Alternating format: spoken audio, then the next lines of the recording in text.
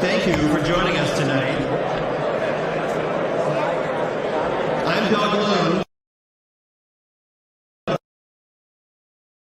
and we are very grateful that you're here with us tonight. Now, that performance of the national anthem was amazing. Thank you to Daniel for being with us tonight. Give him another round of applause. We met Daniel at our board retreat last summer, and he blew us away, and we're pleased to have him with us tonight to share his rendition of the national anthem. Before I jump into the program, I'd like to reflect on where our state is, the challenges we face, and to remember the tragedies our state has experienced over the past year.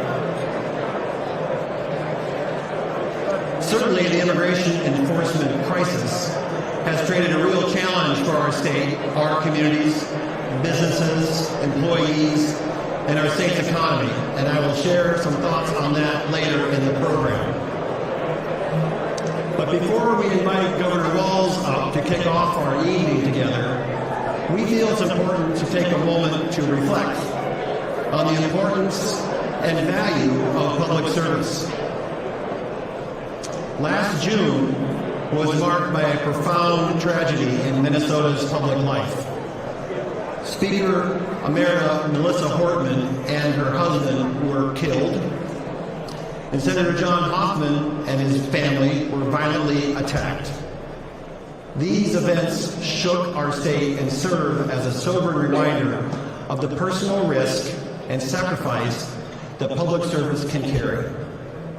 Melissa Hortman led with steadiness, seriousness of purpose, and a deep respect for public service. She believed leadership meant showing up, especially when the conversations were difficult, and listening with intent, even when perspectives differ. Her presence here at Session Priorities year after year was a meaningful and deeply appreciated signal of that commitment. Even in times when she differed with the business community, we shared the goal of making Minnesota the best place it can be. Her seriousness, her sense of humor, on this stage reflected her governing style grounded in engagement, not conflict. She will be remembered for leading with purpose and showing up with integrity and honoring the responsibility entrusted to her. Now, I invite you all to take a moment of silence to honor Representative Hortman's rich legacy of leadership and amazing public service.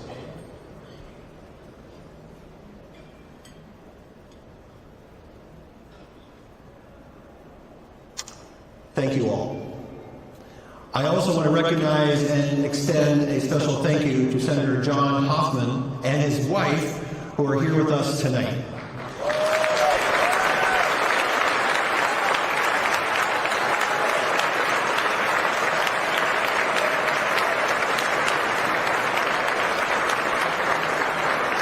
Thank you, sir, for your continued service heading into this session. Your willingness to show up and lead, even in the face of profound personal hardship, is a powerful reminder of your strength and commitment to public service. We are grateful for your leadership resilience. Please give Senator Hoffman and his wife another round of applause.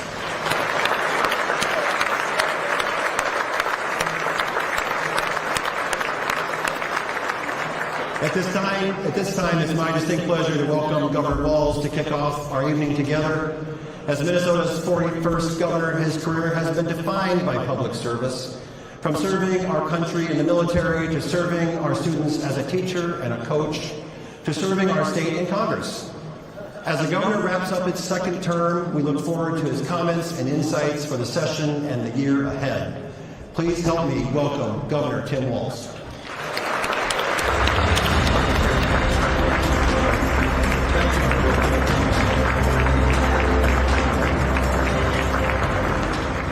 Well, good evening, everyone. To Doug and members of the Chamber, Chair Lee, thank you for your work towards Minnesota, but on a personal note, thank you for the moment of acknowledging Melissa Hortman and Mark Hortman, and of course, It's good to see the Hoffmans here, and just so many of you know, if many of you dealt and been able to watch Senator Hoffman, a policy expert, a tenacious champion for his causes, and I always told him he was one of the toughest guys in the legislature. Now he can say, and he was also shot 9 times and still does it. And when I went to talk to him, Senator Hoffman was talking about policy, especially the policy that's closest to him around those with disabilities and those in the shadow of life. So on a horrible night and a horrible tragedy, the word that John and Beth Hoffman had survived that horrible night was the one thing of sunshine, and John is using every minute of his time to make the most of that. So Senator Hoffman, thank you.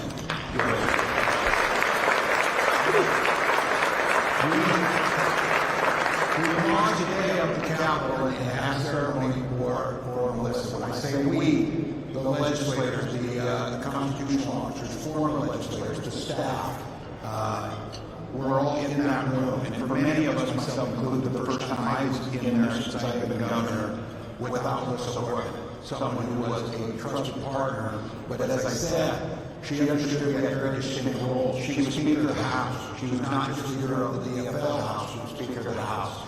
And she would oftentimes remind me that each of those members had their own election certificate, and that mattered. And I think that focus on democracy, that understanding that process does matter in a democracy, that it's not might makes right, it's trying to come together. And so I was saying there were a few members I talked to today that I haven't been able to talk to in a couple of years.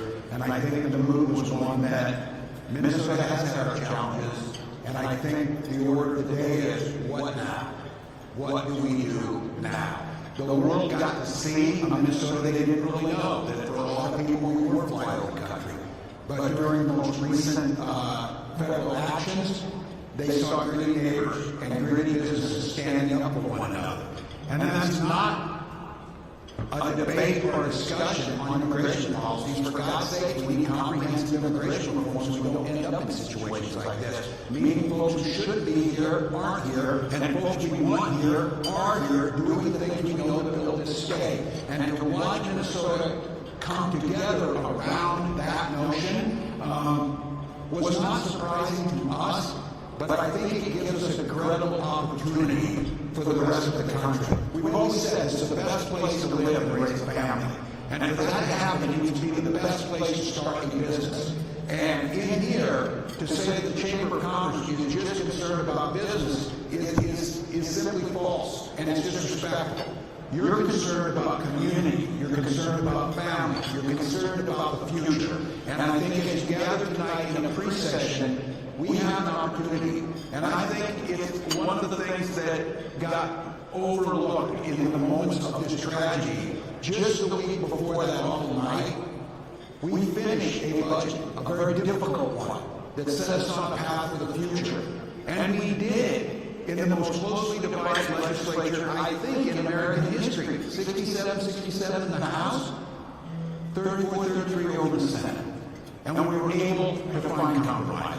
And I mentioned earlier today, Melissa gave me in 2019, and to Paul Zelka, the book, Getting Yes. Many of you read it, Negotiating with Win-Wins. And wrote me a note and said there'll be plenty of time to fight the political battles.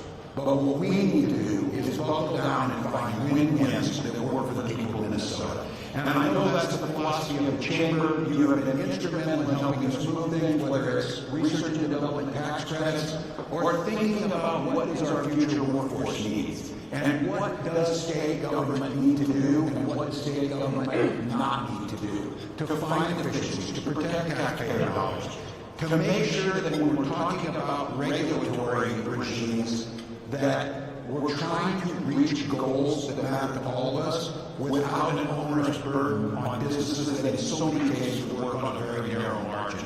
So I'd like to thank all of those that work in the working groups in here, especially around permitting reform. We need to move projects. We need to move towards a future that is more sustainable, but it needs to be able to be done in a manner that makes sense. 2010. And it was the Chamber's leadership that got us the first move in the last legislative session. And this past Friday, I was able to issue an executive order based on many of the things that the Chamber is asking for to direct state agencies to move with more speed, to regulate with humility, and to get to a common goal. Because it has never been the members in this room's purpose to sidestep, whether it be environmental safeguards, worker safeguards. That is not the role. The goal that you brought up is, we're glad to get to that. If it makes sense, we understand how to get there, and the rules are clear. And so I would suggest to all of us, coming out of a horrific political assassination, the absolutely unimaginable killing of 2 of our children in an Annunciation School shooting, and now the manifestation of a broken immigration system that came and fell upon our state. Amongst all that, we're still standing, but we've got work to do. And the business community absorbed a lot. The economic impact of this is not over yet. So I think as we kick off with a solemn, sad note today, you could feel it. They set up between the Democratic and the Republican caucus rooms in the Capitol. They set up breads and treats, something that Melissa Hortman loved more than anything. And they set up a long table between there, and the Republicans and the Democrats came out, and we all mingled together, a long family. And I think recognizing that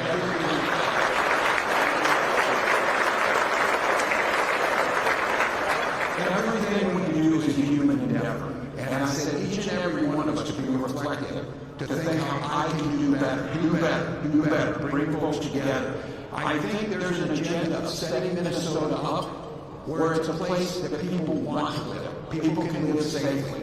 People can be free to pursue the lifestyle they want to choose and to create what many of you here have done, not just your dreams, but you've created the opportunity for families to get good paying jobs, to live their dreams that they want to have also.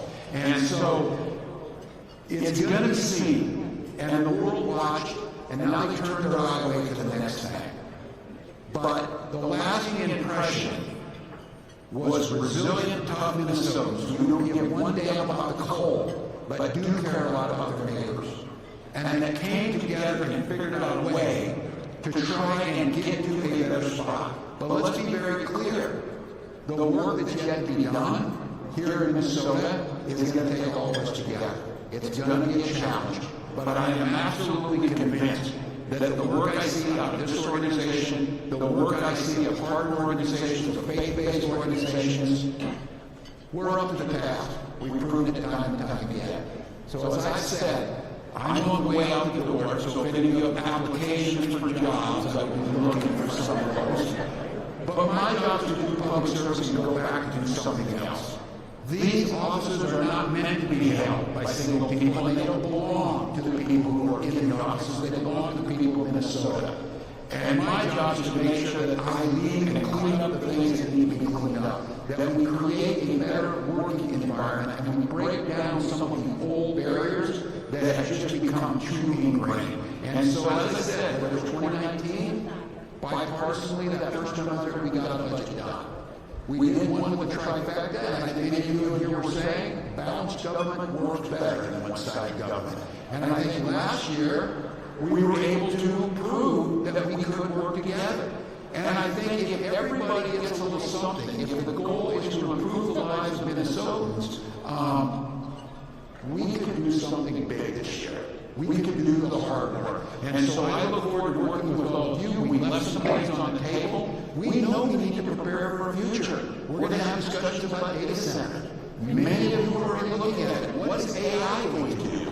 What is it going to look like? As the federal government turns away from things like sustainability, it makes sense for a state like Minnesota that it doesn't produce oil, it doesn't do those things to create our own energy, become self-sufficient, to do the things that we can do, and we're going to have to do a little heavier lift. And I am convinced over the last month or so, a large portion of the country would rather have things look like neighbors working together and pulling down some of these barriers. So to the Chamber, thank you for the work you do. To each of you, I know this has been an incredibly challenging year. but the opportunity and the responsibility for us is to leave this world a little better than we found it, and we've got an opportunity to do that over the next 90 days, and I look forward to working with each and every one of you. Enjoy your evening.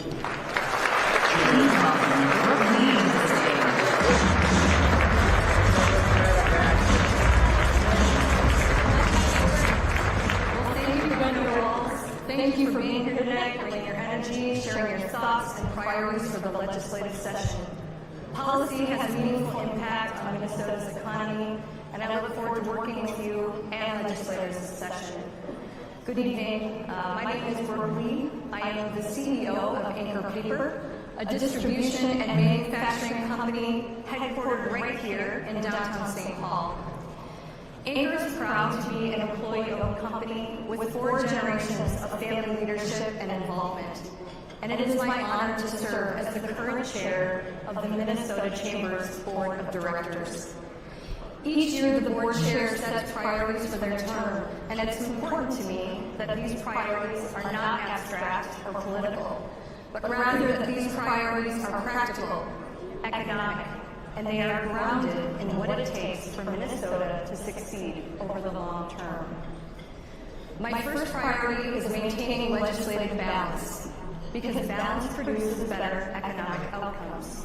Stability and predictability are what allow employers, both large and small, to make long-term decisions, to invest in equipment, to expand facilities, and to hire employees. So when policy swings sharply or unpredictably, risk rises.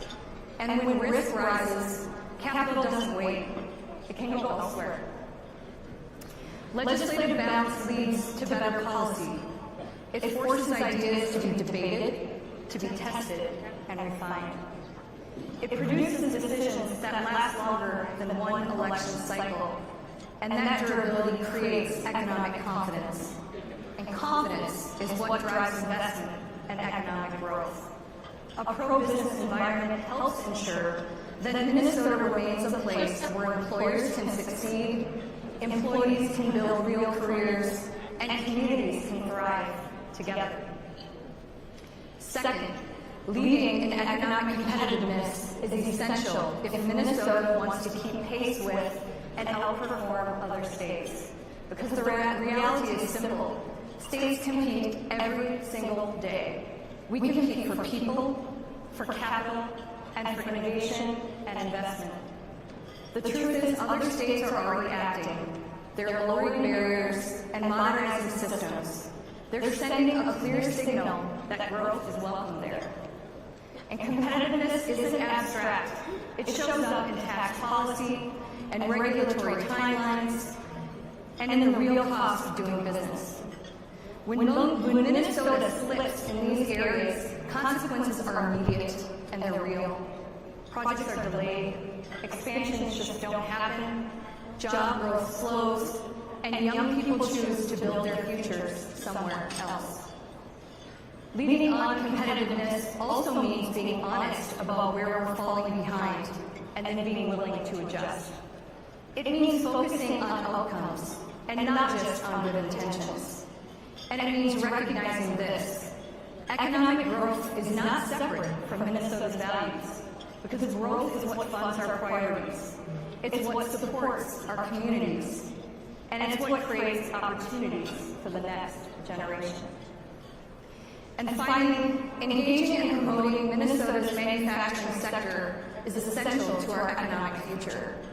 Manufacturing remains one of Minnesota's greatest economic strengths. These are high-wage, high-skilled jobs that support families and anchor communities, especially in greater Minnesota. They drive productivity across our economy, and when manufacturing is strong, the ripple effects reach far beyond the factory floor. But investments in manufacturing are also highly mobile. Companies make long-term, capital-intensive decisions, and they compare states carefully. Permitting timelines, workforce availability, and the cost of doing business all matter. And when these pieces aren't aligned, investment doesn't wait, it moves. So we want to thank Governor Walz for signing an executive order just last Friday that will make critical permitting reforms, building on a recommendation from a Minnesota Chamber Foundation report. This executive order reflects broad collaboration among business leaders, a bipartisan group of lawmakers, state agencies, and stakeholders, including labor and agriculture. The executive order builds on the bipartisan work done during the 2025 legislative session, and it is a great example of the Chamber's strategy to bring data to help solve challenges in a bipartisan way. By improving timelines and accountability and maintaining strong, not lessening, environmental standards, this action helps move Minnesota forward, and it strengthens our ability to compete and to grow. The Chamber wants to thank all the stakeholders and policymakers who came together to advance these important reforms, because supporting manufacturing is investing in Minnesota's future. It's about innovation and economic resilience, and it's about ensuring that communities across this great state continue to have access to good jobs and real opportunities for generations to come.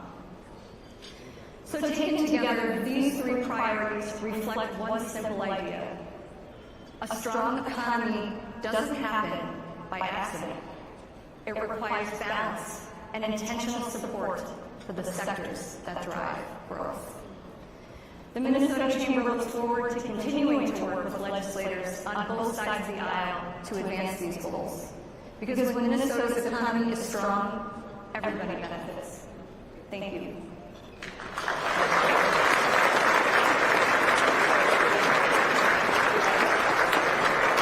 So in the high sign, the dinner will be served here shortly.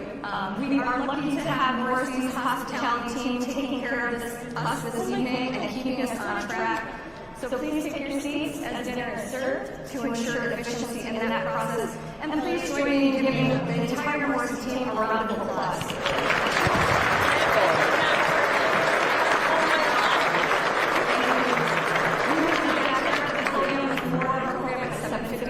Enjoy your meal.